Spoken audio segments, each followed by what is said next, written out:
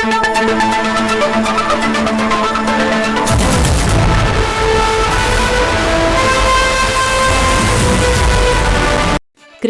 அருகே உள்ள பெத்ததாளப்பள்ளி ஊராட்சிக்கு உட்பட்ட காமராஜர் நகரில் அமைந்துள்ள ரேசன் கடையில் தமிழக அரசின் பொங்கல் பரிசு வழங்கும் விழா விற்பனையாளர் திருமதி தமிழ் செல்வி தலைமையில் நடைபெற்றது. இந்த விழாவில் சமூக நுகர்வோர் பாதுகாப்பு நலசங்கத்தின் மாநில பொதுச் செயலாளர் டாக்டர் சந்திரமோகன் கலந்து கொண்டார்.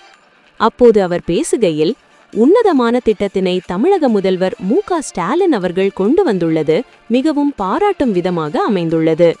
இந்த பொங்கல் தொகுப்பை ஆண்களும் பெண்களும் கலந்து கொண்டு தமிழக அரசு அறிவித்த 3000 ரூபாய் மட்டுமின்றி கரும்பு, சர்க்கரை, அரிசி மற்றும் வேஷ்டி சேலைகளையும் மகிழ்ச்சியுடன் வாங்கி செல்வதை பார்க்கும்போது மிகவும் மகிழ்ச்சியாக உள்ளது என்று குறிப்பிட்டார். தமிழக முதலமைச்சர் அவர்கள் பொங்கல் பரிசாக பொங்கல் தொகுப்பு வழங்கியிருக்காரு.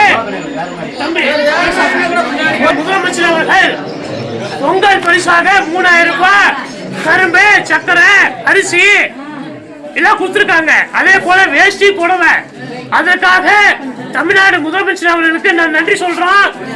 உண்மையிலேயே தமிழகத்தில் எங்கேயுமே இந்த மாதிரி தரல. நம்முடைய தமிழக முதலமைச்சர் அவர்கள் வழங்கியிருக்காங்க.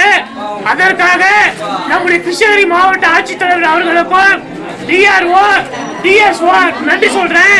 அதே போல இந்த கடை காமராஜர் நகர் நியாய விலைக்கடை விற்பனையாளர் தமிழ் செல்வி அவர்கள் மிக சிறப்பானவங்க. எடை மோசடி செய்ய மாட்டாங்க. கரெக்டா எடை போட்டு தருவாங்க. நியாயமா தமிழ் செல்வி அவர்களை பாராட்டுறேன்.